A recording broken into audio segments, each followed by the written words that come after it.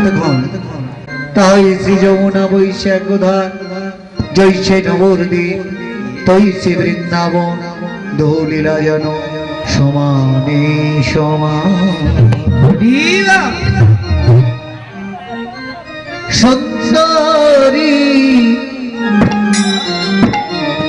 ছাড় করো বেনিরা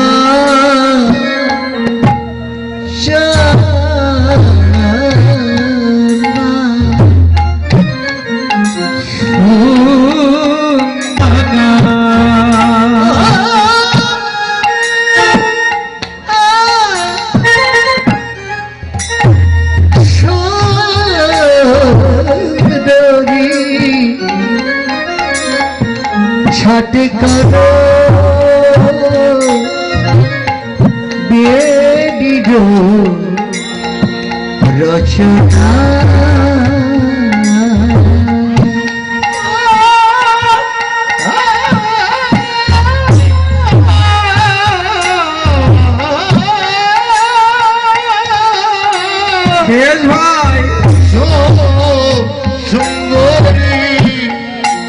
भाई छठ करो रचना তোমার ভালো করে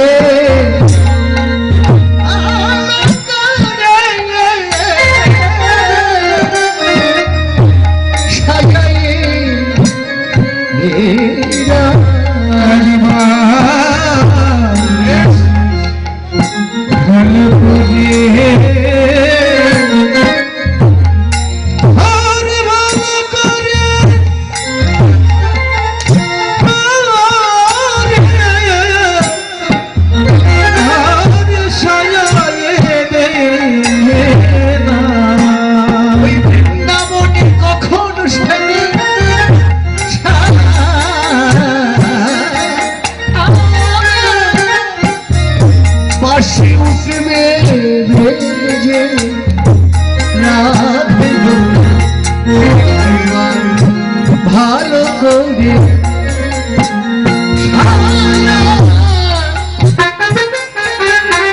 সাজিয়ে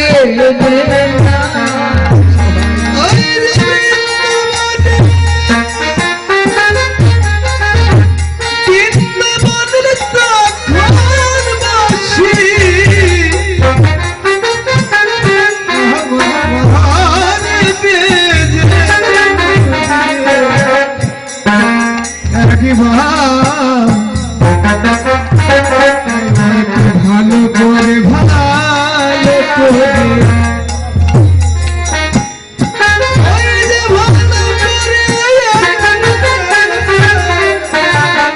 সাজায় বৃন্দাবনে কখনো জানিস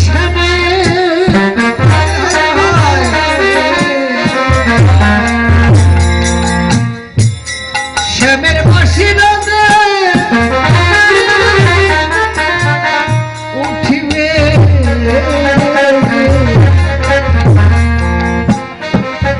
এবার সময় থেকে সাজিয়ে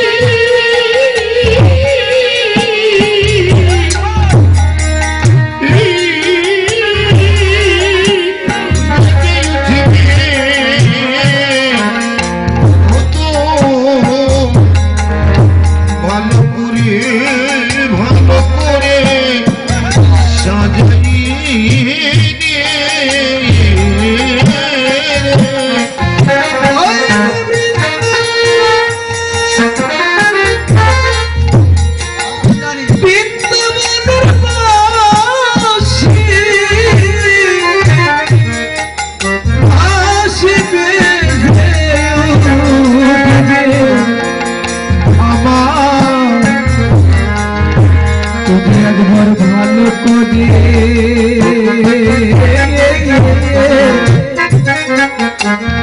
ওই যে ভালো করে একবার সাজাইতে ওইলে সাজা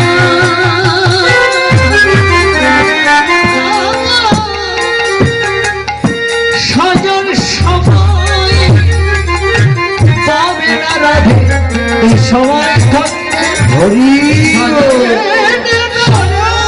সময় পাবে না রাধে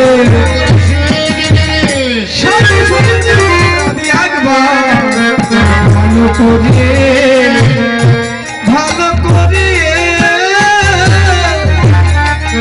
একবার সাজাইতে রাধে সুন্দরী ঝট করো মনোহর বেশ কখনো জানি শ্যামের বাসি বৃন্দাবনে বেজে উঠবে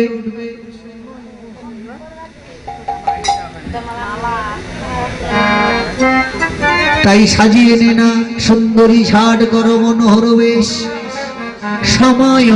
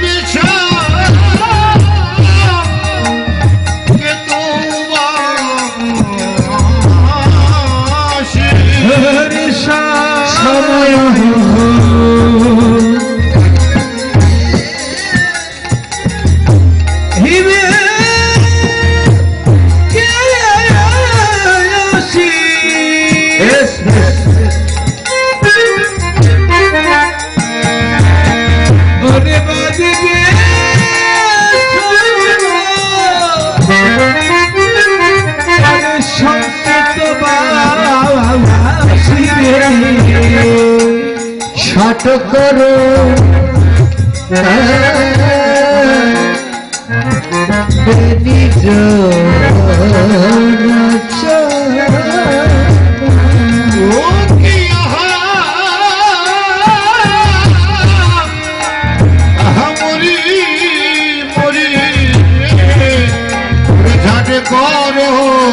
নিজ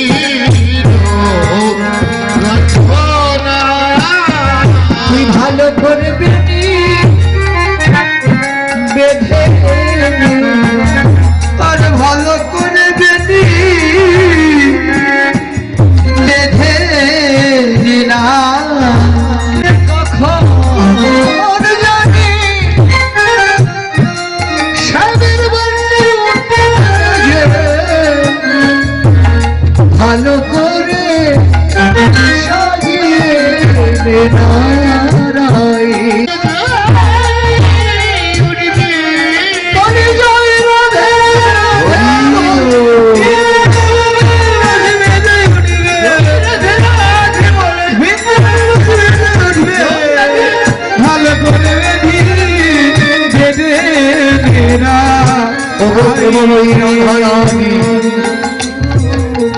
এই বৃন্দাবনে কখন জানি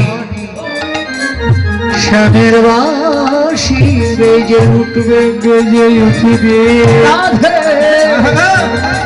যখন তোর নবদরে বাসি বেজে উঠবে তখন তো তুই আর সাজার সময় পাবি না তাই রাধে তুই সময় থাকতে একবার সাজিনা তুই সময় থাকতে একবার সাজিনা তুই দেখবে যদি গোবিন্দ বদন খানা সময় থাকতে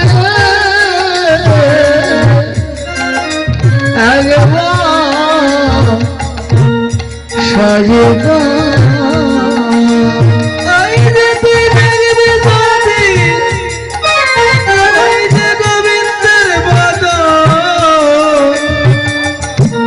সময় থাকতে সাজে রাধে গোবিন্দ বধূ দেখতে চাস তাহলে তুই সাজ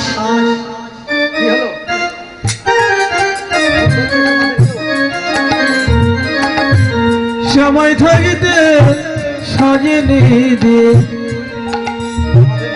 আমার সময় থাকিতে সেজে রাধে সাজ দেখুন রাধারানীকে জানিয়ে দিচ্ছে রাধারানী তুই সাজ তাহলে দেখুন এক মৃণালে দুটি কদম এক মৃণালে দুটি কদম মৃণাল মানে কি মানে এক অঙ্গ থেকে দুইটি দেহ ধারণ একটি হলো রাধা আর একটি কৃষ্ণ তাই রাধা কৃষ্ণ একটি আত্মা দুই দেহ ধনী ধনী অন্য অন্য বিলাসে রস হয় আস্বাদন করি আস্বাদন করি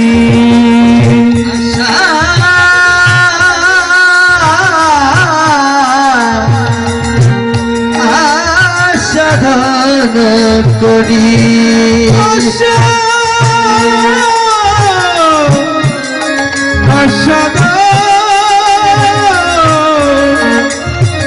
সাধন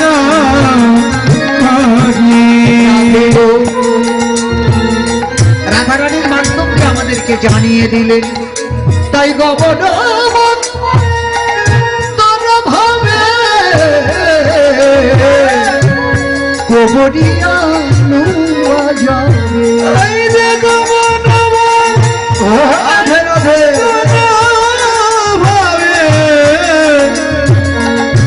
কবরিয়া উলিয়া যাবে কবরি মানে কি কবরি মানে এই যে মাসিমা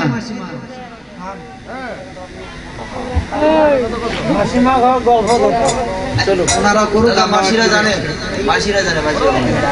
এই যে মাসি কবরি মানে কি কবরি মানে কি আপনারাও করেন আমরাও করিয়ে দিই হরে কৃষ্ণ কবরি মানে হলো গমন মন্ত্র মামে মনে পথ ও রাধারানী যখন তোর গোবিন্দ তোর নাম ধরে বংশীর ধ্বনি করবে দুর্গা গতিতে যখন তুই পথ চলবি কবরি মানে খোপা ও রাধে তুই এমন করে বিনোদ নিবেধে নে পথ মাঝে যেন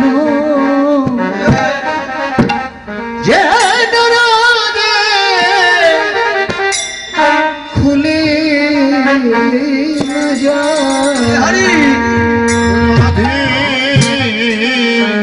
পথ মাঝে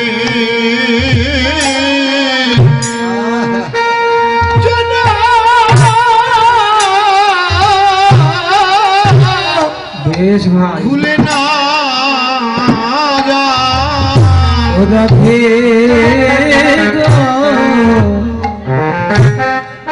পথ মাঝে বেনি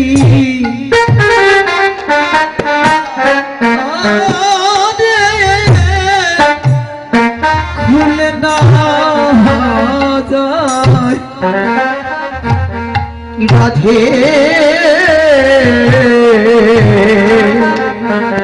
তুই এমন করে বিনোদ বেড়ে বেঁধে নে নাই তার পথ মাঝে যেন খুলে না যায় বুঝছেন তো এই বেনি না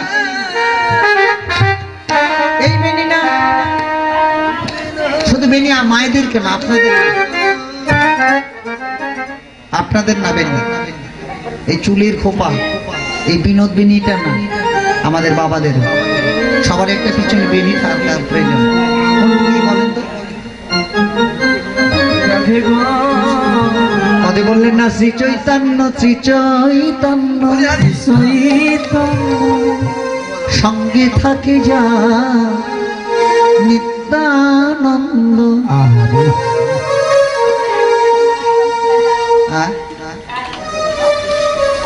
এই চৈতন্য পিছনে একটা থাকা যায় না, কি ওঠে কি বলেন আপনি?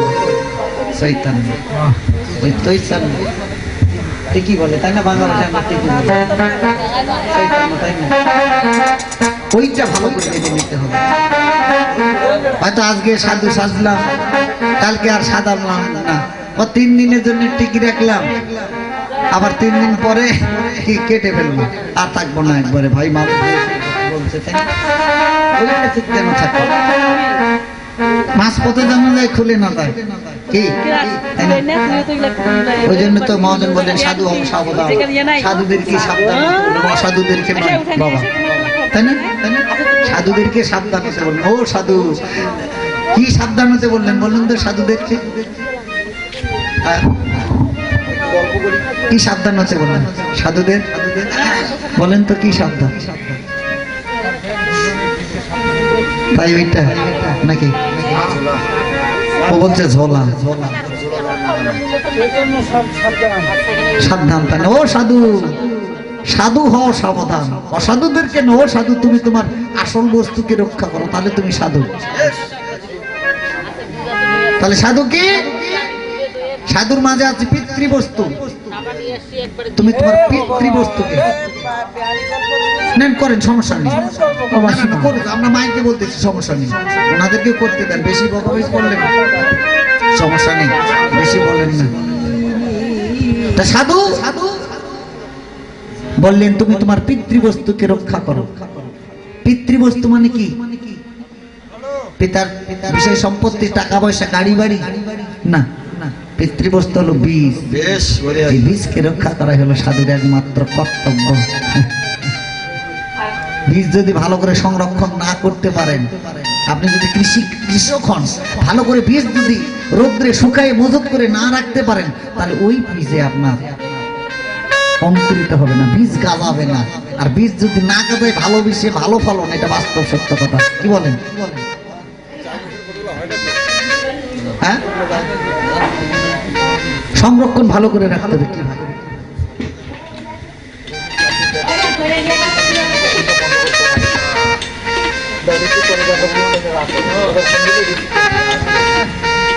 হরে কৃষ্ণ।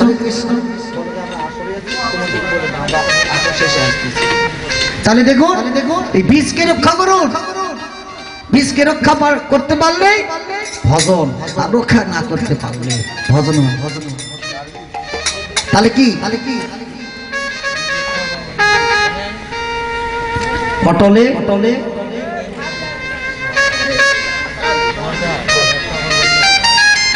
সম্পূর্ণ ভজন। টলে জীব আর অটলে হচ্ছে শিব। রাধে রাধে। আপনি পরম বৈষ্ণব হচ্ছে, তা আমরা তো খালি কাম কামনা নিয়ে বাসনা, নিষ্কাম ভজনা কবে করব? হ্যাঁ, কবে করব? সময় নেই। আর যা আত্মতত্ত্ব বস্তু দেখুন, ব্রজকুল রমণীগণ যেই দিন ভগবানকে দান পালা, শুনেছেন কীর্তন? দান পালাটা পালা আছে। গৌরাঙ্গ চাঁদের মনে কি ভাব উঠিল, নদী আর মাঝে গোরা দান সিরিঞ্জিল। দান দাও বলে গোরা ডাকে, নদী আর রমণী সপে পড়িল বিপাকে। নদী আর রমণীগণ গৌরাঙ্গ মহাপ্রভু তাদের কাছে দান চাচ্ছে, যে আমি যে দান করছিলাম তোমাদেরকে, সেগুলো আবার ফিরিয়ে দাও। তখন নদী আর রমণীগণ বললো, কিসের দান চাই গোরা? গোরা দ্বিজমণি ব্যত্র দিয়া আঙ্গুলিয়া রাখো এ তরুণী। কিসের দান চাচ্ছে? গোবিন্দ বললেন, দেহদান, দেহদান। তোমরা দেহদান করো। যে আত্মতত্ত্ব বস্তু দিয়ে আমি তোমাদেরকে এই জগতে সংসারে পাঠিয়েছিলাম, সেই আত্মতত্ত্ব বস্তু আমাদেরকে দিয়ে দাও। আছে আমার, আছে আমার, কিন্তু নেই। এখন ভগবান যদি বলে আমাকে যে দাও পাঠিয়ে দিয়েছিলাম, এক সময় আমাকে সবাই আদর করতো, যখন আমি ছোট ছিলাম সবাই আদর করে কোলে নিত, আর করে নাকি? সেই বস্তুগুলো আছে। বাস্তব একটা কথা বলি, এই যে কীর্তন হচ্ছে, আমার তখন বলার স্মরণে নেই যে যেখানে হরিকথা ভাগবত কথা হবে, প্রভুর জন্য একটু মালা গাঁথবে। আমার আসলে বলার স্মরণ নেই, অপরাধ হয়ে গেছে। হরে কৃষ্ণ। ভক্তবৃন্দের একটু চন্দন দিতে হয়। যাই হোক আমারও স্মরণ নেই। হ্যাঁ, ফুল তো হ্যাঁ ফুল যেহেতু আছে ভগবানের জন্য। দেখুন বাস্তব একটা কথা বলি, যে ফুলে যখন মধু থাকে তখন ফুলে কিন্তু ভ্রমর আসে, কিন্তু ফুলের যখন মধু শুকিয়ে যায় সে ফুলে আর ভ্রমর আসে না। ফুলের সকমল চঞ্চল গুলো নিবৃত হয়ে যায়, আর আসে না। ভ্রমরের একটি স্বভাব আছে, সারা নিশি ফুলের মধু পান করে, নিশি প্রভাত হওয়ার সময় আবার সেখান থেকে চলে যায়। কেন যায় জানেন? যখন নিশি প্রভাত হবে, দিগবধূ রক্তিম আবারে যখন সূর্য উদয় হবে, তখন ফুলের সুকোমল চঞ্চলগুলো নিমজ্জিত হবে, তখন ফুল ভ্রমর কি করে ওই ওখান থেকে পালিয়ে যায়। ওই সমরগুলো নিমজ্জিত হয়ে যখন যাবে তখন সে আটকা পড়ে যাবে। সেই রূপ আমাদের এই দেহ ফুলের মতো। আজ আমার রূপ আছে, আমার যৌবন আছে, আমাকে সবাই ভালোবাসছে, কিন্তু আমার রূপ যৌবন যখন সব কিছু নিম্নগামী হয়ে যাবে আমাকে কেউ ভালোবাসবে না। তখনই আসবে গৌর গোবিন্দের প্রতি শরণাগত। হে ভগবান, এই ছড়া ফুলের মতো আমি ছুড়ে যাই, ফুল কেউ ভালোবাসে না। আমার মানুষ জীবনটা তার এখানে নেই, গোসাই ওখানে ওখানে কেন, প্রভুকে দেন।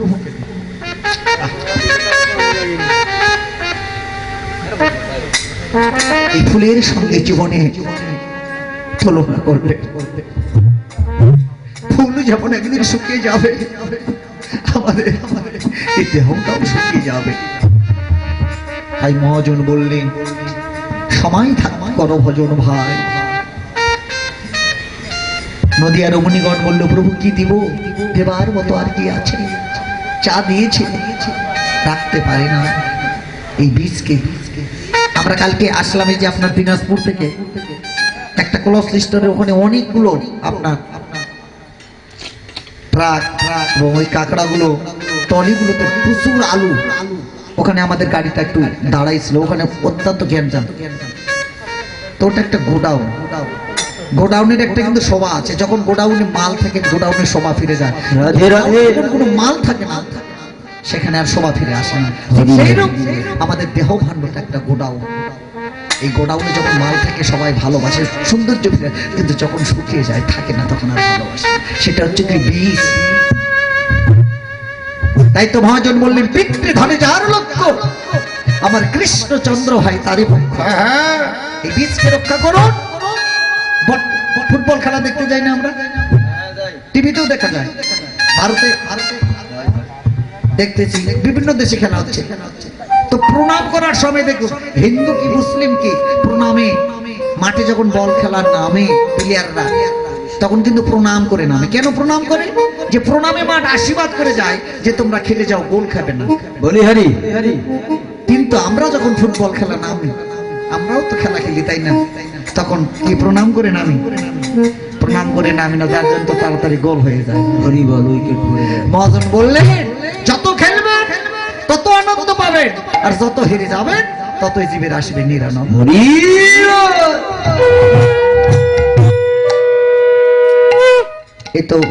এই জন্য শাস্ত্রে বললেন, টলে জীব আর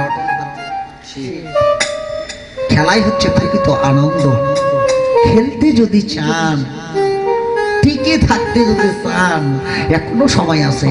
যারা গুরু আশ্রয় গ্রহণ করেনি, একবার গুরুর চরণ স্মরণ করে ভজন করতে থাকো, তাহলে জীবের অকালে হবে না মরণ। জীবের অকালে হবে না মরণ। তোমরা করো সবে গুরু ভজন, অকালে হবে না মরণ। তোমরা করো সবে গুরু শরণ, তাহলে অকালে আর হবে না মরণ। তোমরা করো সমান গুরু জীবের কালে আর হবে না মরণ। তোমরা করো সবাই ভাই জীবন ভজন। হরি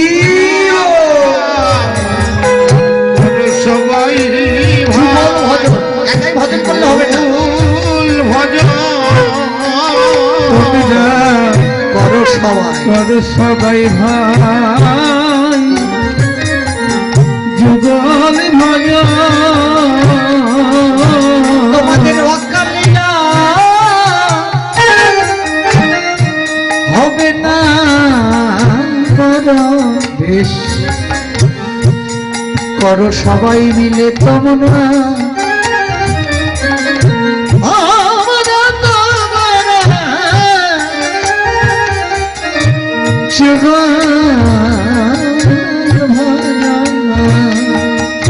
অকালিয়া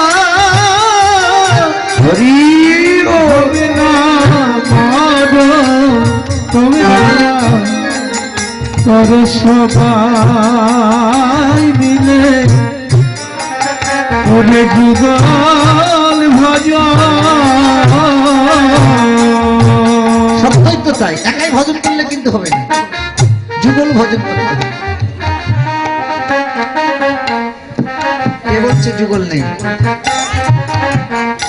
আপনারও যুগল আছে, কত ভৌতিক।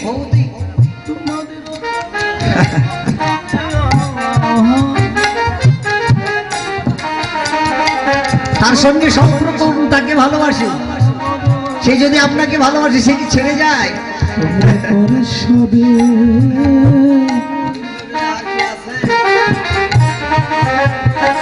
এক কৃষ্ণ জগৎ, আমরা হচ্ছে প্রকৃতি, আমরা হলাম প্রতীক। এই যে পথ, এটা একটা পথ, এখানে আপনার সঙ্গে পরিচয় আমার হচ্ছে, দেখা হচ্ছে। আমাদের বাড়ি নওগাঁ, আপনাদের সঙ্গে পরিচয় হচ্ছে, তাই না? অনেক আমাদের ভিজিটিং কার্ড নিয়ে অনেক সময় কথা বলে, আত্মীয়তা হয়ে যায় অনেক সময়, তাই না? এটা একটা পথ। মহাজন তো বললেন প্রতীকে প্রতীকে কত আলাপনে পথে মাত্র হয় পরিচয়। তাই সংসার দবাননটা এটা আমাদের পথ। এই যে কোথাকার, কোথায় আপনার বাবার বাড়ি আর স্বামীর বাড়ি কোথায়, তাই না? কারোর সঙ্গে কিন্তু কারো পরিচয় নাই, বিবাহ বন্ধনে আবদ্ধ হয়েছেন, এটাই।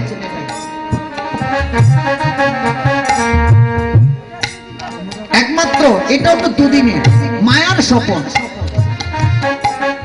নেশা খেলে যেমন মানুষ যেমন নেশা খায়, নেশার কিন্তু একটা ক্রিয়া শক্তি থাকে, 2-4 ঘন্টা থাকে, তাই না? তো যখন মানুষ নেশা খায়, নেশায় যখন নেশাটা তার যখন ক্রিয়া শক্তিটা এসে যায়, তখন কি মনে করে যে এই পৃথিবী সব আমার, আমি যা বলবো তাই হবে, কি হয় না, বলে না? কিন্তু নেশা যখন ছেড়ে দেয় আর থাকে না। কি বলেছি তাকে যদি উত্তর বলা যায়, দাদা আপনি এগুলো বলেছেন, বলছে না ভাই আমি বলিনি, কখন কি বললাম। ঠিক তেমনি সংসার দাবাননটা একটু পথ। তা যদি না, তো দেখুন স্বামীর আগে স্ত্রী যাচ্ছে, স্ত্রীর আগে স্বামী যাচ্ছে, আবার পিতা মাতার আগে সন্তান চলে যাচ্ছে। তবে বড় সুখ কোনটা জানেন? স্বামী স্ত্রী পিতা মাতার সামনে যদি সন্তান চলে যায়, এর মতো যার স্বামী আছে নেই, জগৎ স্বামী তো আছে রে বাবা। কে বলেছেন? না, দেখুন সন্তানকে মানুষ করুন, পিতা মাতার উপরে কিন্তু সন্তান বর্তায়। পিতা মাতা যদি সিটিং বাস হয়, সন্তানও সিটিং বাস হবে। হরে কৃষ্ণ। আমি যদি আমার পিতাকে না দেখি, তাহলে আমার সন্তানকে আমাকে দেখবে নাকি? কি ও তো আমার থেকে শিখবে যে আমার বাবা আমার দাদু দিদাদেরকে দেখি নাই, তা আমি কি করে দেখবো? আর আমি যদি আমার বাবা মাকে দেখি, তাহলে আমার সন্তান আমাকে কখনো পরিত্যাগ করতে পারবে না। এটা মাথায় রাখবেন। তাই বলি পিতা মাতার উপরেই সন্তান বর্তায়।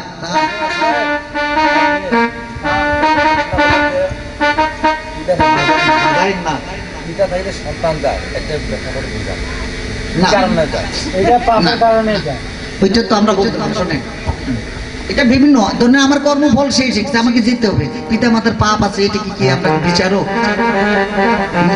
ওইটা অনেকের মানুষের ভুল ধারণা যে পিতা মাতার অপরাধের কারণে সন্তান মারা যায়।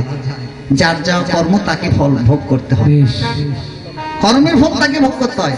আমার কর্ম সে তাই যদি না হতো দেখুন শ্রীবাসে, তাই না? এটা তো কর্মফল। শ্রীবাসের দেখে,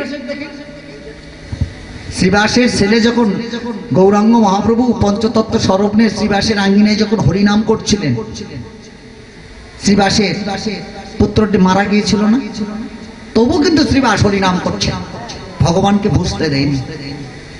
হরিনাম করতে করতে ঘরে গিয়ে দেখছেন শ্রীবাসের স্ত্রী কাঁদছে। ওগো তুমি কাঁদছো কেন? বলছে দেখো আমার পুত্রটি এখনই মারা গেল, যার জন্য কাঁদছি। বলছে তুমি কেঁদো না, মহাপ্রভু বাইরে দাঁড়িয়ে কৃষ্ণ নাম করছে। এই কান্নার আবার যদি তার কর্ণে যায় তাহলে হরিনামের ব্যাঘাত ঘটবে, আমাদের অপরাধ হবে। তুমি আর কেঁদো না, তুমি কেঁদো না। মায়ের প্রাণ, সন্তান চলে গেছে, কোনো মা কি থাকতে পারে? মা কাঁদছে। শ্রীবাসের স্ত্রী শ্রীবাস বলছে ওগো তুমি পুত্রকে হারিয়েছ, আমাকেও হারাতে চাও। তুমি যদি কাঁদো তাহলে আমি যমুনায় গিয়ে প্রাণ বিসর্জন করবো, তুমি কেঁদো না। মা কাঁদছে। অন্তর্যামী ভগবান শ্রীবাস বের হয়ে এসে আবার হাতে করতালি দিয়ে কৃষ্ণ নাম করতে লাগলেন, বলতে লাগলেন কৃষ্ণ নাম। কিন্তু ভগবান তিনি তো সব বুঝে। শ্রীবাসকে বললো শ্রীবাস না জানি তোমার ঘরে কি অমঙ্গল হয়েছে? কই প্রভু, কোথায় অমঙ্গল? শ্রীবাস চলো তো একটু ঘরে। গৌরাঙ্গ মহাপ্রভু আসলে, শ্রীবাস আসলে, এসে দেখি প্রভু এই মাত্র বোধহয় আমার পুত্রটি মারা গেল। এমন ভাবে বললেন যে শ্রীবাসের মনে বিন্দু মাত্র কোনো দুঃখ নেই। গৌরাঙ্গ মহাপ্রভু সেই ভিতর সব শ্রীবাসের পুত্রের রঙে হাত দিয়ে বলে ওই শিশু শ্রীবাসের ঘরও ছাড়ি তুমি চাও কারণ জেগে উঠলেন সেই প্রভুর স্পষ্ট পেয়ে। বলে প্রভু তুমি আমাকে ডাকছো কেন? তুমি তো জানো আমার কর্মফল শেষ হয়ে গেছে, কর্মফল শেষ হয়েছে বলে আমি চলে যাচ্ছি, আমি কারোর জন্য আসিনি।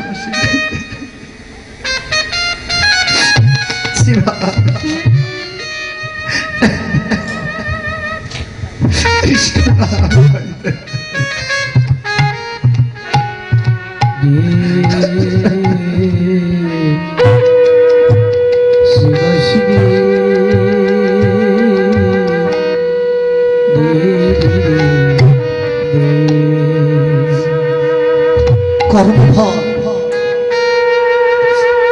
সন্তান হারার যে কি ব্যথা, যতদিনই না চিতার আগুনে পুড়ে ভস্ম হবে ততদিনই তার এই দুঃখ যাবে না। এই জগতে যারা হারিয়েছে তারাই তো জানে। শ্রীবাস প্রভুর চরণ ধরে কেঁদে বলছে প্রভু সন্তান গেছে চান, আমার কোনো দুঃখ নেই। কিন্তু দয়াময় দয়া, আজকে যে আমি তোমার এমন সঙ্গ পেয়েছি, তুমি যেন আমায় সঙ্গ ছাড়া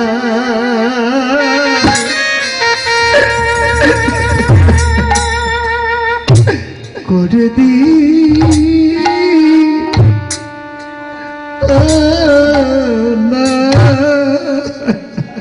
তুমি যেন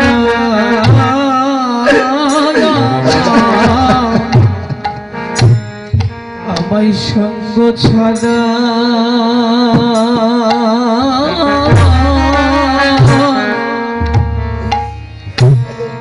আমায় করে দিয়া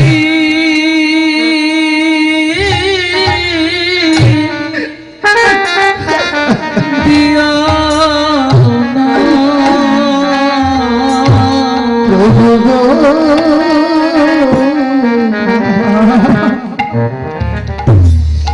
তুমি যেন সঙ্গ ছাড়া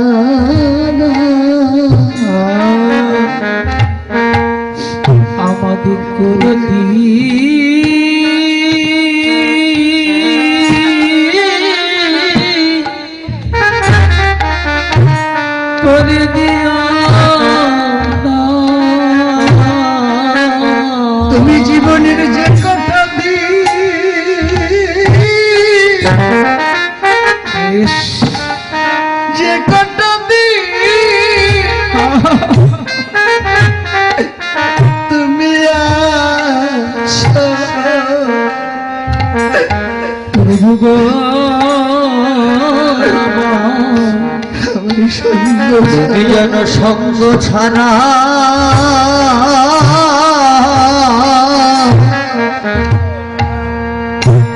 করে দি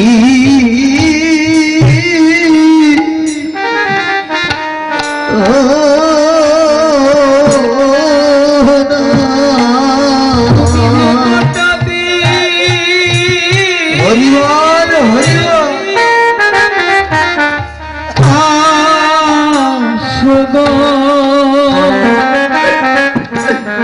প্রভু গো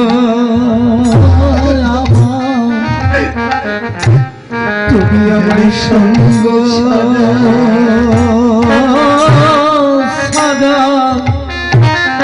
হরিবল হরিবল করে দি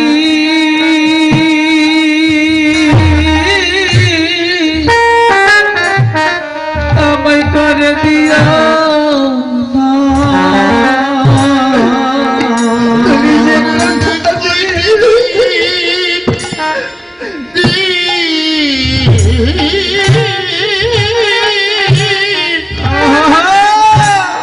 আছি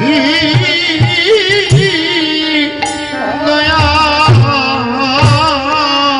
বল প্রভু গো বুঝালে আমার সঙ্গ ছাড়া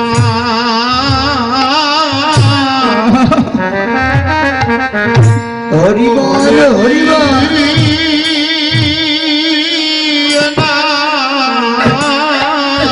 আমাকে যে হরিবল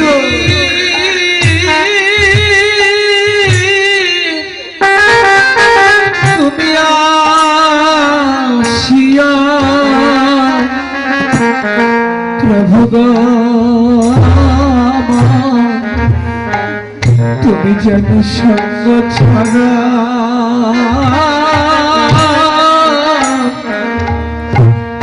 হরিবল হরিবল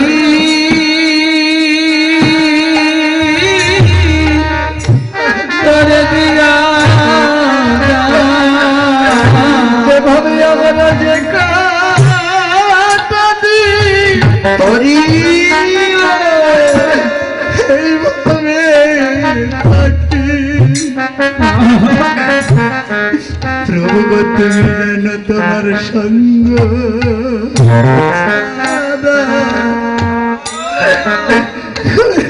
করে দি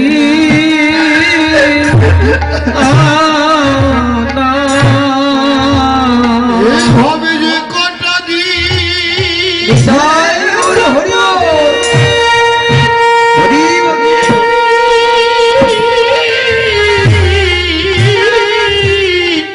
ওরে যে কটা দিন তুমি আসিয়া প্রভু গো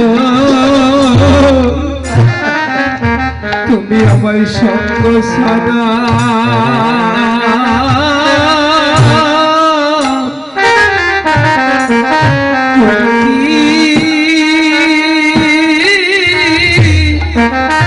করে দিয়া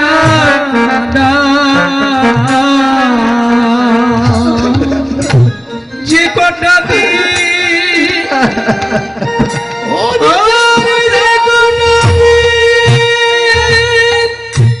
যে কটা দিন আসিয়া তুমি যেন সঙ্গ সদা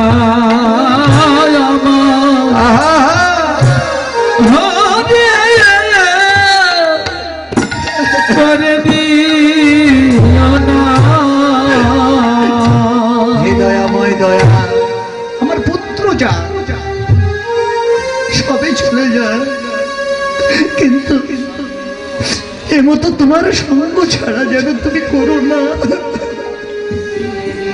আমার পুত্র গেছে, আমার কোনো দুঃখ নেই, কিন্তু আমি হরি না, তোমার এই আজকে যে সঙ্গ করছো, এই সঙ্গ ছাড়া থেকে তুমি বঞ্চিত করো না। তোমার কাছে আর কিছু চাই না। দেখো দেখো, শিবাসের মনে বিন্দু মাত্র দুঃখ রইল না। পুত্র মারা গেছে, পুত্র হরিনাম করা ছাড়ছে না।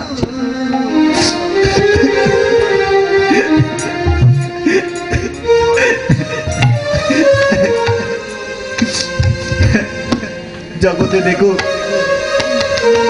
মাতৃভক্তি এই জগতে সবচেয়ে বড় কার ছিল জানেন? মাতৃভক্তি। মাতৃভক্তি জগতে ছিল সবচেয়ে বেশি সদানন্দে। যেই সদানন্দের ভক্তিতে মা যোগমায়ার আসন টলে গিয়েছিল। মা যোগমায়া স্থির থাকতে পারেনি। এই যে দেখুন, যোগমায়া যার নাম হচ্ছে ভগবতী, এই যে বাবার পাশে মা দাঁড়িয়ে রয়েছে। সদানন্দের মাতার নাম কি ছিলেন? অহল্যা। গৌতম মুনির অভিশাপে অহল্যা কি পাষাণী হয়েছিলেন? পাষাণী থেকে তখনই সে মুক্ত পাবে যেই দিন ত্রেতা যুগ আসবে। ত্রেতা যুগে এসে শ্রীরামচন্দ্রের চরণ স্পর্শ পাবে, সেই দিনে অহল্যা পাষাণ থেকে আবার মানব হয়ে প্রতিষ্ঠিত হবে। কিন্তু এখনো অনেক যুগ বাকি। জগতে কেউ কখনো পিতা মাতাকে হারিয়ে থাকতে চায় না। সাধারণত মাতৃহারা হয়ে গেলে যোগমায়াকে ডাকতে লাগলেন, মা যোগমায়া, যোগেশ্বরী, তোমার কাছে কিছু চাই, আমার মাকে ফিরিয়ে দাও। এখনো যে অনেক যুগ, সত্য যুগ, সত্যের পরে আসবে কি? আসার কথা ছিল দাপর, কিন্তু দাপর না এসে ত্রেতা যুগ এসেছে। কেন? একমাত্র মাতৃভক্তি সদানন্দের। হরি বল, হরি বল। যোগমায়াকে ডাকলেন, মা যোগেশ্বরী, তুমি আমার মাকে ফিরিয়ে দাও। যেমন যেমন এই যে পার্বতী আর শিব স্বর্গধামে বসে আছে, মাতৃহারা শিশু যোগমায়াকে ডাকছে। শিব নিজে বলল, পার্বতী তুমি আর বিলম্ব তো করো না, মাতৃহারার শিশু নয়নের জল আমি আর সইতে পারছি না, তুমি যাও। কেন কাঁদছে? তুমি তার কাছে ফিরে। যোগমায়া আসলে এসে বলছে, সদানন্দ তুই কাঁদছিস কেন? বলছে, মা আমি কেন কাঁদছি? পিতার অভিশাপে মাতা অহল্যা পাষাণী হয়ে আছে। ওই পাষাণী থেকে মুক্ত পাবার একমাত্র উপায় যেদিন শ্রীরামচন্দ্র আসবে। মা তুমি আমার মাকে ফিরিয়ে দাও। এই হরিমালার বদনে আমি যেন মা বলে ডাকতে পারি। তাই তো হয়েছে। দুইয়ের পরিবর্তে কি তিন এসেছে। সত্যের পরে দাপর না এসে কি ত্রেতা যুগ আসে, শুধু একমাত্র সদানন্দের কারণে। তাই বলি দেখুন, একটি বংশে যদি একটি ভক্ত সন্তান জন্মগ্রহণ করে, কোনো ভাগ্যক্রমে শত বংশ উদ্ধার হয়ে যায়। শাস্ত্রে তাই বললেন, পিতা মাতারই উপরে কিন্তু আবার সন্তান বর্তায়। যে সংসারে মা ভক্ত থাকে সেই সন্তানকে আর কোথাও যেতে হবে না। রাধারানী, আমরা জানি বাদির ঘরে বসত করে না রাধারানী। রাধারানী ভগবানকে বলেছিল, ভগবান আবার যদি তুমি কোনোদিন আমাকে জগতে পাঠাও, যে কোনো কি কাজ বরণ কুলে, কোনো জন্ম না হোক, কেমন ভক্ত কুলে, যে কোনো কুলে জন্ম দাও, মাতৃগর্ভে তো আসতে হবে।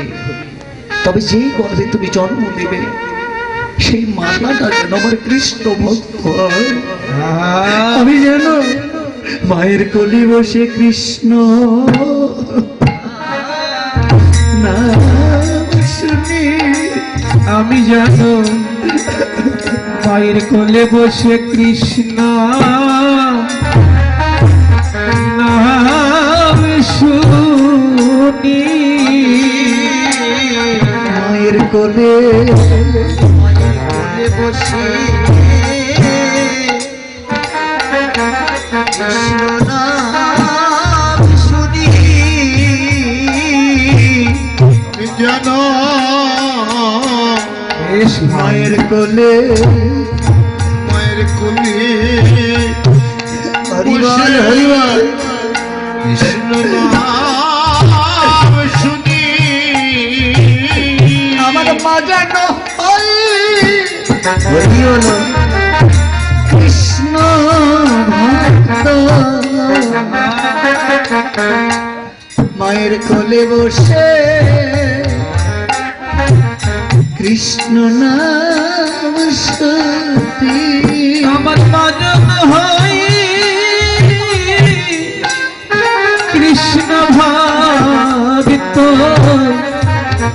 মায়ের কোলে বসে বসে কৃষ্ণ নাম শুনি আমার মজন হয় ওর কৃষ্ণ ভক্ত মায়ের কোলে আমি মায়ের কোলে বসে কৃষ্ণ নাম শুনি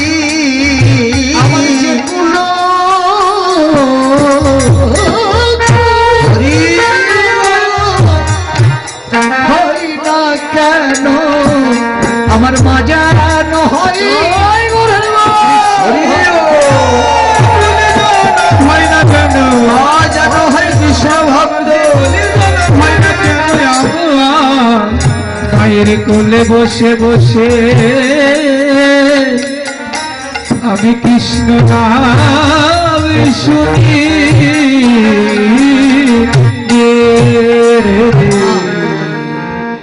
মায়ের কোলে বসে যে কৃষ্ণ নাম শোনা কত আনন্দদায়ক। যে সন্তানের মা কৃষ্ণ ভক্ত তাকে কোথাও যেতে হয় না, তাই না? এই জন্য মা ভক্ত হলে সন্তানের যে কি মঙ্গল। রাধারানী বলছি গোবিন্দ আমার মা যেন হয় কৃষ্ণ ভক্ত। দেখো তাহলে মা ভক্ত কৃষ্ণ ভক্ত হলে সন্তানের কত মঙ্গল, কত আনন্দদায়ক। কিন্তু মা হচ্ছে সংসারের সাজ গো বাবা। যে সংসার থেকে মা হারিয়ে যায় সেই ঘরে আর কোনো শোভা ফিরে আসে না। ঘর যতই সাজায় সেই ঘরের শোভা ফিরে আসে না। দেখুন যে মা বাবা এবং মা মন্দিরে আছে, মন্দিরটা কত সুন্দর শোভা ফুটে উঠেছে, চাই না? কিন্তু যখন ওই মূর্তিগুলো সেই প্রতিচ্ছবিগুলো ওখানে না থাকবে, ভাসিয়ে দেওয়া হবে, শোভা আর ফিরে আসবে না। ঠিক সেই রূপ যেই ঘর থেকে পিতামাতা চলে যায় সেই ঘরটা হয়ে যায় শূন্য। শত চেষ্টা করলে আর সে ঘরে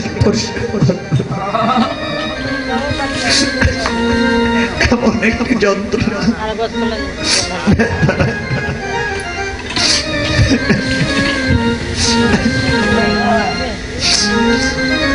আমি আপনাদের সবার চরণে হাত দিয়ে বলবো যে এখনো যাদের আপনাদের পিতা আছে, আপনাদের মাতা আছে, আপনারা কেউ পিতা মাতাকে কখনো অসম্মান করবেন না।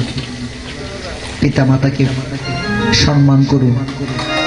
ভগবান বললেন আমাকে ভালোবাসার দরকার নেই, আমাকে ভালো না বেশে তোমরা তোমাদের পিতা মাতাকে ভালোবাসো। ওই ভালোবাসা বাসলে, পিতা মাতাকে ভালোবাসলে সে ভালোবাসা আমি পাই। পিতা মাতাকে ভালো না বাসলে সে ভালোবাসা আমি পাই না।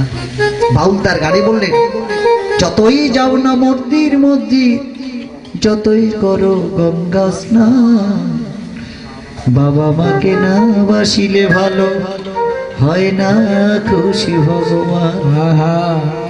দেখুন বাবা মাকে না ভালোবাসলে ভগবানও খুশি হয় না।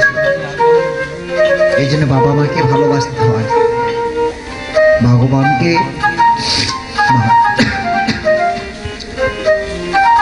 তাহলে এখন আপনাদের যাদের যাদের আছে আপনারা কেউ অসম্মান করবেন না, এটুকু মাথায় রাখবেন। কীর্তন শোনাটা বড় বিষয় নয়, আর আমরা কীর্তন করার আশাটাও বড় বিষয় নয়। যদি এই যে আমরা ধর্মের যে রীতিনীতিগুলো আচারণগুলো যদি আমরা ঠিকভাবে মেনে না চলতে পারি তাহলে কিন্তু আমাদের কীর্তন করাটা বড় বিষয় নয়। ওই টাকার জন্য আসলে আমার চলে গেলাম, এটা নয়। আচরণ করতে হবে, নিচে আচরিয়ে ধর্ম শিখাতে হবে, তবেই হবে। আর এই কীর্তন শুনে আপনারা আসলেন, আমরাও আসলাম, আপনারাও চলে যাবেন, আমরাও চলে যাব। বাসায় গিয়ে একটু এগুলোকে স্মরণ রাখতে হবে, নিয়ম নীতিগুলো একটু মানতে হবে, চেষ্টা করতে হবে। একদিনে তো কেউ ভগবানকে পাওয়া যায় না, একদিনে কিন্তু সম্ভব না। যদি বলেন ভগবানকে একজন আমি লাভ করেছিল, কে? ধর্ম মহারাজ, ভক্ত প্রহ্লাদ, ভক্ত হরিদাস, এরা পেয়েছিল, তাই না? আমরা তো জানি এরা পেয়েছিল, ভগবানকে পেয়েছে। আসলে কি পেয়েছিল না, ভগবানের অংশ স্বরূপ ভগবান অনেক প্লেয়ার তৈরি করে জগতে পাঠিয়ে দিয়েছে। কেন পাঠিয়ে দিলেন? যে তাদেরকে দেখে যেন জীব স্মরণ করে যে তারা ভগবানকে লাভ করলেন, তাই না? পাঠিয়ে দিয়েছেন। 3.5 লক্ষ বার হরিনাম জাপ করেছেন কে? ভক্ত হরিদাস। আপনিও পারবেন। এই অগাধ বিশ্বাস যখন আপনার মাঝে আসবে, শত কাজের মাঝে থেকেও আপনি জপ করতে পারবেন যখন আপনার বিশ্বাস এসে যাবে অন্তরে। যে যেভাবে পারেন ভগবানকে ভালোবাসো, লাভ আছে। এই যে কষ্ট করে রাত্রে যাপন করছেন, নিশি জাগরণ করছেন, খালি শিব চতুর্দশী উপবাস করলেই জাগলে হয় না, আরো যে একাদশী ব্রতগুলো আছে, প্রত্যেকটা একাদশী 5-6 জন মাতাজি এক জায়গায় হবেন, হয়ে নিশি যাপন গল্প করতে করতে দেখা যাবে একদিন হয়তো 10টা অবধি জাগলে, আবার পরে যেটা একাদশী আসবে সেদিন হয়তো 2টা, এইভাবে তাহলে নিশি জাগতে হয়। ফল তো লাভ তো হয়, ক্রিয়া তো হয়, তো নিশি যাপন করলেন আরো আপনাদের পূর্ণ হবে।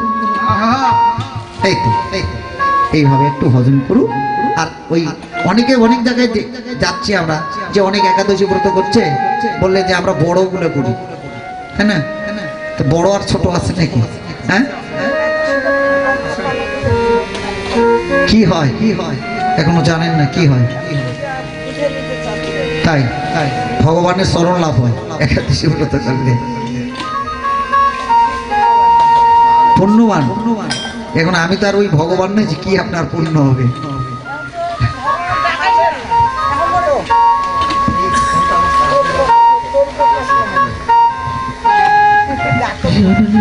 আর নাহলে কি শোনেন, একাদশী করলে দেহের যে আমাদের আসরিক স্বভাবগুলো আছে এগুলো নিমজ্জিত হয়, বশীভূত হয়।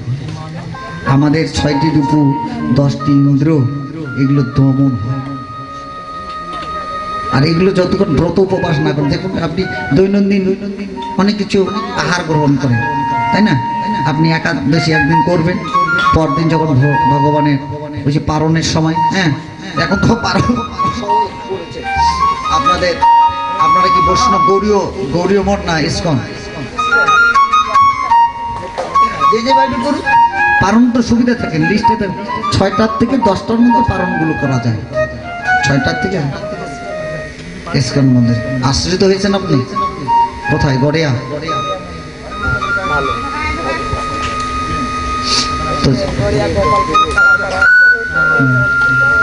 যাই হোক, ওই একাদশীগুলো করবেন, আরো যে ব্রতগুলো আছে এগুলো করবেন,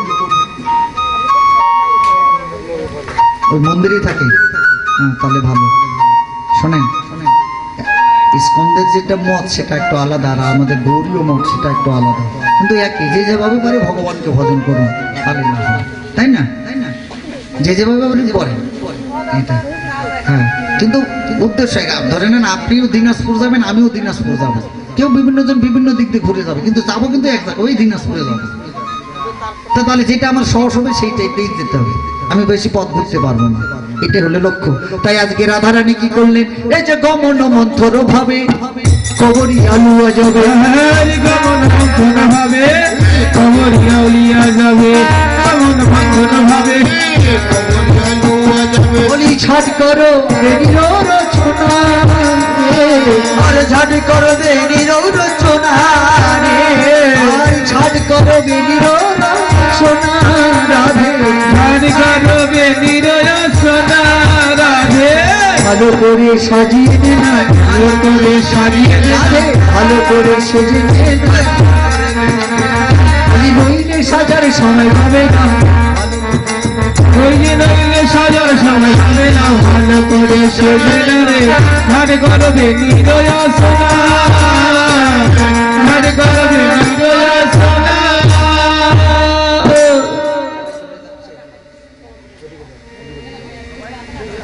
তাই রাধে শ্রম জলে যাবে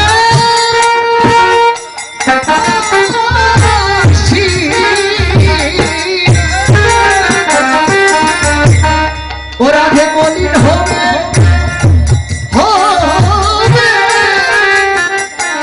মুখ শশী হরে শ্যাম জলে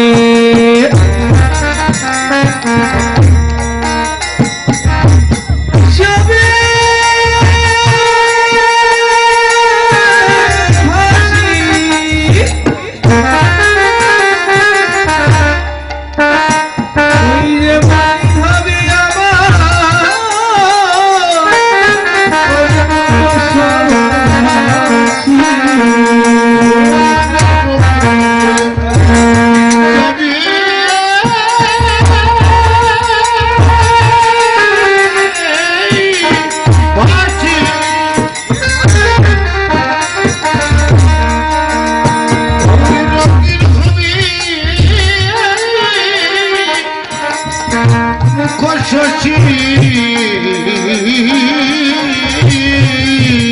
সমুজলে যাবে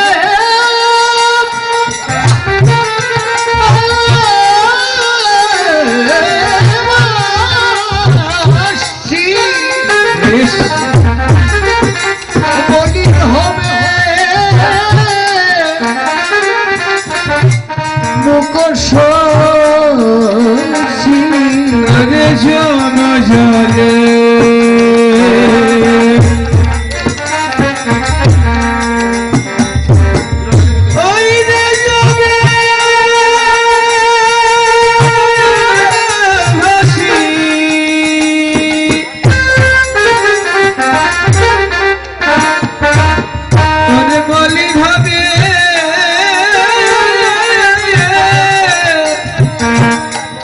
মুখ শশী সমুদ্রে জলে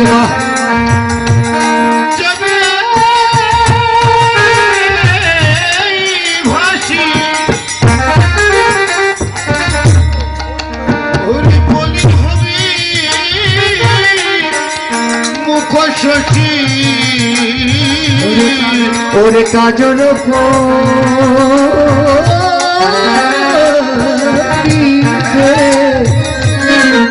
করিতে করি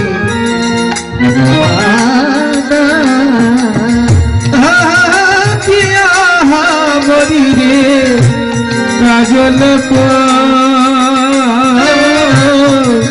করিতে করি ভানা তুই কাজল যেন করিস না তো কাজল যেন করিস না তুই কাজল যেন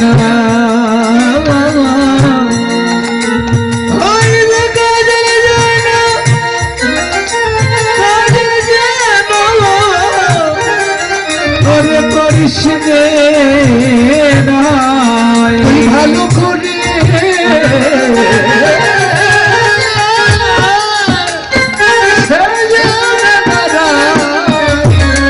কাজল যেন তুই পড়িস নারা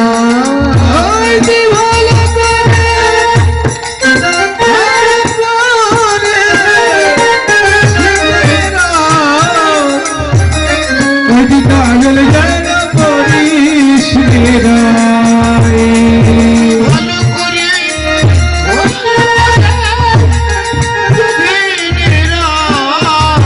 তুই কাজল যেন পড়িস নারাই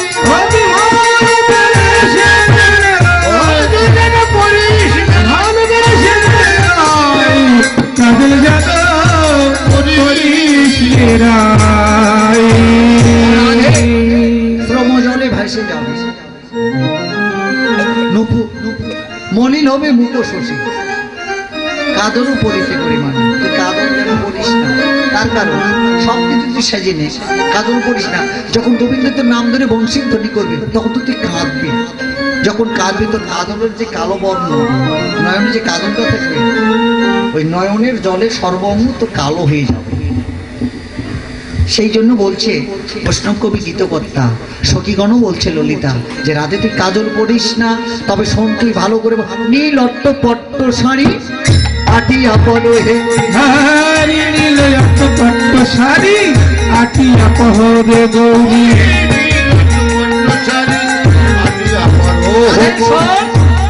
তুই যে নীল শাড়ি খানা আছে না, নীল অট্ট পট্ট শাড়ি আটিয়া পর হে করি সিঁড়ি লেখা করে যেন গলে। তুই শাড়িটা যেই শাড়িটা তুই পরবি নীল বসনের প্রথম আজে যখন দুরন্ত দুর্বার পথ চলবি, এই শাড়ি যেন খুলে না যায়, তাই না? ওই যে আমরা পথ চলি না যখন আগে তো হাঁটে যাওয়ার পথ, তাই না? আমার ঠাকুর দিদা আমার মার সঙ্গে আমি ছোটবেলা আমার মামাদের বাড়িতে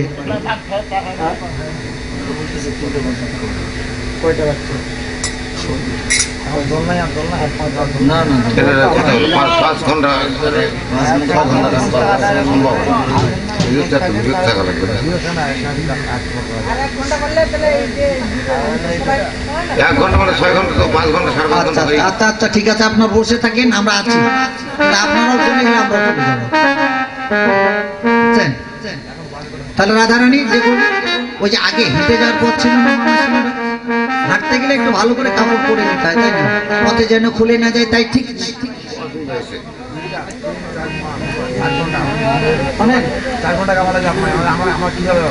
আমাদের কীর্তন না থাকলে তো যেতাম না, আমাদের কীর্তন আছে আজকে বাঁচাম কালকে দুপুরে দূরের ভাষা, তাহলে আমরা পৌঁছাই দিয়েছি আপনাদের।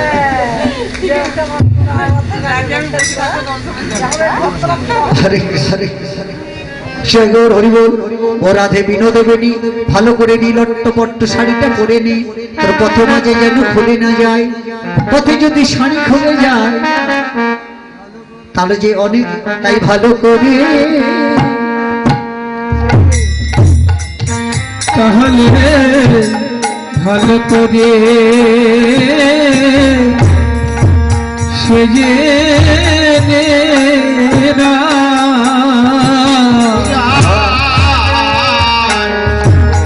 বলে ভালো করে শাড়ি বেঁধে নেড়ায়, প্রথম মাঝে যেন বলে হরি ভাই খুলে না যায়। ভালো করে সেজে ওই যে পথ মাঝে যেন ওই যে খুলে না যায়, ভালো করে বেঁধে পথে যেন খুলে না যায়, ভালো করে বেঁধে না। কি করে বাঁধবি জানিস? কাঁচলি পরিয়া ভিতরে কাঁচলি বলে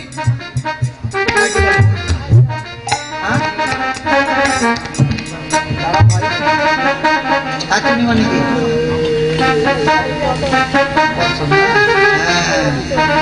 সুন্দর করে ভালো করে নেশান দিয়ে পারে না। কয়েকদিন আগে আমরা করলাম মিরপুর 10-এ করলাম। ওখানে তো বিভিন্ন জায়গার মানুষ বসবাস করে, তাই না? বিভিন্ন ডিস্ট্রিক্ট থেকে গেছে। তো ওখানে দুইটা মহিলা মানে জানি না ওরা কি নিয়ে কথা কাটাকাটি করতে এক করছে ঝগড়া, এইভাবে শাড়ি এইভাবে ফেলতে করতে নিচ্ছে আর কি। ও বলছে হ্যাঁ অনেকক্ষণ তো ঝগড়া হচ্ছে, তা আমরা তখন ওখানে ছিলাম। এইভাবে রাধারানী বলছে যে কাঁচলি পরিয়া ভিতরে রাখইয়া ছিঁড়িলে থাকইয়া যেন বলে। শাড়ি তো দিয়ে দেখেছে কিন্তু কাঁচলিটা এটা যেন না করে, আর এটা যদি আঁচলি যদি খুলে যায় কিন্তু শাড়ি খুলে যাবে, তাই না? তো রাধারানী ললিতা বলছে আঁচলি পরিয়া আর ভিতরে রাখইয়া তা ছিঁড়িলে থাকইয়া যেন বলে। আর কি বলি জান, নুপুর পরিতে বলি কোন তা নিষেধ করি ছাড়ে, আর নুপুর পরিতে বলি কোন তা নিষেধ করি, আর নুপুর পরিতে বলি কোন তা নিষেধ করি। চলিতে চন্দন হবে ভারী রাধে গো, চলিতে চরণ হবে ভারী, হবে চলিতে চরণ হবে ভারী ও রাধে গো চলিতে চরণ হবে ভারী। তুই আমাকে সবে সাজতে বলছিস, সবে পড়তে বলছিস, আবার নুপুর পড়তে নিষেধ করছিস, কারণটা কি? ললিতাগুলো কেন রাধে, কেন নুপুর পড়তে তোকে বারণ করছিস? তুই জানবি না, তুই শুনবি না, তুই কি জানিস? বলে আমি কি করে বলবো বল? রাধে তুই যে বাদিনী ঘরে বসত করি, তুই যখন নুপুর পড়বি তোর শাশুড়ি মাঝে সবাই জেগে যাবে। নুপুরের যে একটা রুনুর শব্দ হবে, যখন সবাই শাশুড়ি ননদের জেগে দেবে তখন আর তো যাওয়া হবে না, আর তো যাওয়া হবে না রাই, আর তো যাওয়া হবে না রায়, হবে না রায়, আর তো যাওয়া হবে না রায়।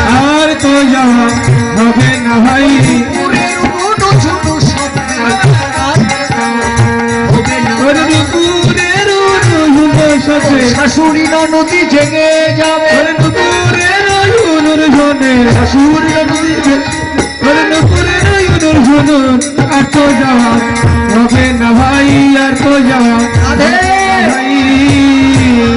আর যাওয়া হবে না। শাশুড়ি ননদি যখন জেগে যাবে, যে তোর ননদি কুটিলা, হ্যাঁ জটিলা একটু ভালো আছে, ঝগড়ি, আর কুটিলা কঠিন ঝগড়ি, তাই না? হ্যাঁ, কুটিলা মানে ওর কাজই হচ্ছে শুধু কুটুর কুটুর করা, তাই না? কুটিলা দেখলাম ঝাঁটাতে দিকে ছেলে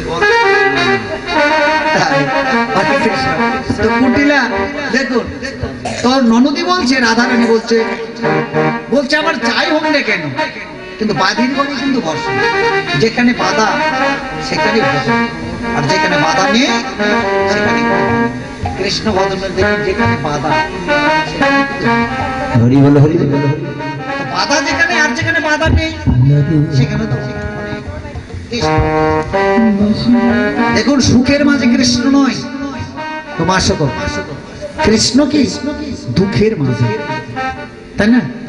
সুখের মাঝে কি, এই যে সুখের নিশিটা নিমিষেই শেষ হয়ে যায়। সুখ কারো কারো জীবনে আসে, মুহূর্তের মতো শেষ হয়ে যায়, আর এই দুঃখের নিশিটা কখনো সহজে যায় না, যেতে চায় না, অনেক কঠিন মনে হয়। যে সুখ আর দুঃখ নেই তো সংসার, শুধু সুখকে চাইলে হয় না, দুঃখের মাঝে সুখকে পাওয়ায় প্রকৃত সুখ। রাধারানী কেন লীলা করলে?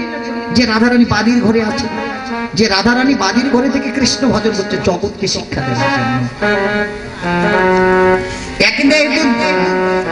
এক প্রাণী দুই দেহ, একটি রাধা একটি কৃষ্ণ। ভক্ত একদিকে কাঁদছে, ভগবান একদিকে কাঁদছে, একদিকে রাধা আর একদিকে কৃষ্ণ কাঁদছে, জগৎকে শিক্ষা দিচ্ছে। কৃষ্ণ কাঁদছে, বৃন্দাবনে কৃষ্ণ কাঁদছে। আপনাদের দিকে তো অষ্টকালীন কীর্তন হয়, আমাদের দিকে 64 পর কীর্তন হয়, পদাবলী 8 দিন 8 রাত ধরে কীর্তন হয়। এই বগুড়া শেরপুরে আমি গত বছর ওখানে কীর্তন করেছিলাম, 8 দিন 8 রাত এই লীলা কীর্তন হয় আমাদের। 64টি পালা আছে। তো রাধারানী দেখুন, গোবিন্দ কেমন রাধারানী, রাধারানী মান করেছিলেন। মান পালা শুনেছেন? শোনেন নাই? মোবাইলে শুনেছেন, এবার মুখে শোনেন। হরে কৃষ্ণ। মান কাকে বলে? মান করেছিল রাধারানী, নবলক্ষ ধেনুর পারলে গোচারণে গিয়েছিল বৃন্দাবনে। তো রাধারানী গিয়েছিল, গোবিন্দ গিয়েছিলেন নবলক্ষ ধেনু নিয়ে গোচারণে, মানে গরু মাঠে নিয়ে গেছে। আর এদিকে সখীগণ রাধারানী ছলনার আশ্রয় নিয়ে গোবিন্দকে দেখবার জন্য যমুনায় গিয়েছিল। যমুনায় যখন রাধারানী যায়, গোবিন্দ মাঠে আছে। এবার রাধার গোবিন্দ দেখা হলে পথ মাঝে দেখা হওয়ার পরে গোবিন্দ রাধারানীকে শিরোপরশিয়া, শির মানে কি মাথা, বচনের ছলে সংকেত করলো, তাতে হাত দিয়ে ইশারা করে দিল, রাধে আজকে তুই একটু কেশরী কুঞ্জ নির্মাণ করবি, নবম দলের ফুল চয়ন করে সজ্জার সময় উজ্জ্বল প্রদীপ জ্বালাবি, সুচারু চন্দ্র তাপ রচনা করবি, আমি তোমার কুঞ্জে অবগাহন করব। এই বলে গোবিন্দ কি করলেন? রাধারানীকে কথা দিলেন। রাধারানী কেউ কিন্তু জানলো না, কোনো সখীগণ আছে কেউ জানলো না, গোবিন্দের যে সহচর মানে সখাগণ আছে তারাও কেউ জানলো না, শুধু একমাত্র জানলেন গোবিন্দ আর একমাত্র রাধারানী। রাধে রাধে। রাধারানী ঘরে আসলেন, ঘরে এসে কি করে রাধারানী বার হবে?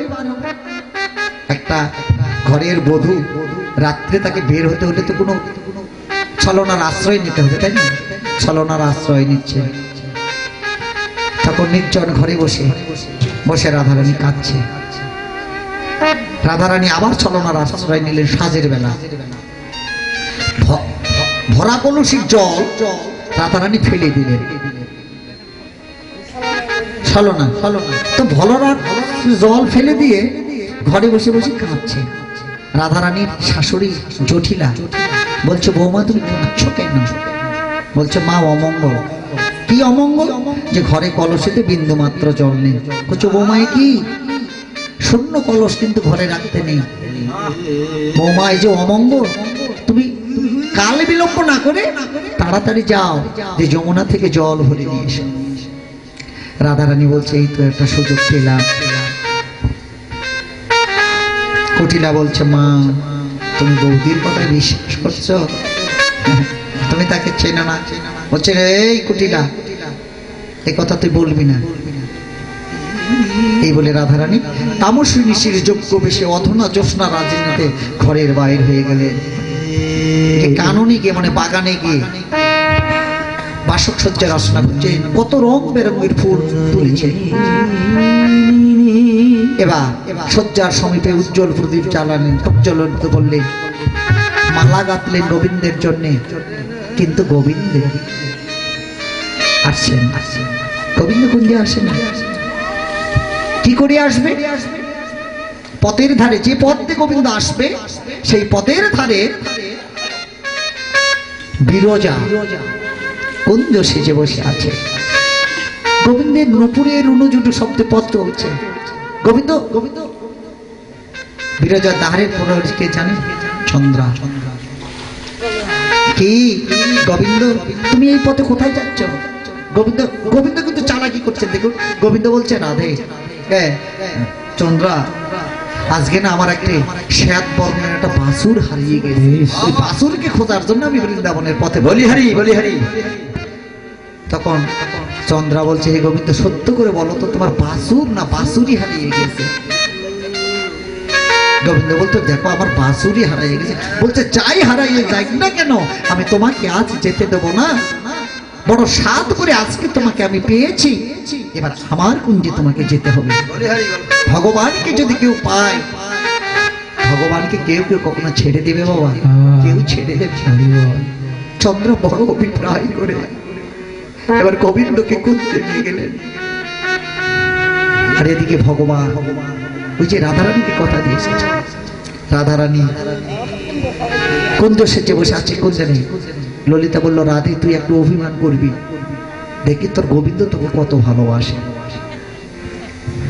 কত ভালোবাসে, একটু পরীক্ষা করিস। ভালোবাসা কাকে বলে?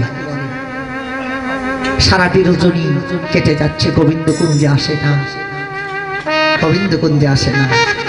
নিশি প্রভাত কালে গোবিন্দ ভক্তের কথা মনে পড়ছে, কি আমি যে রাধারানীকে কথা দিয়ে এসেছি, রাধারানীকে যেন কিশোরী কুঞ্জ নির্মাণ করতে বলেছি। এই বলে রাধারানী কি করলে? গোবিন্দ কাল বিলম্ব না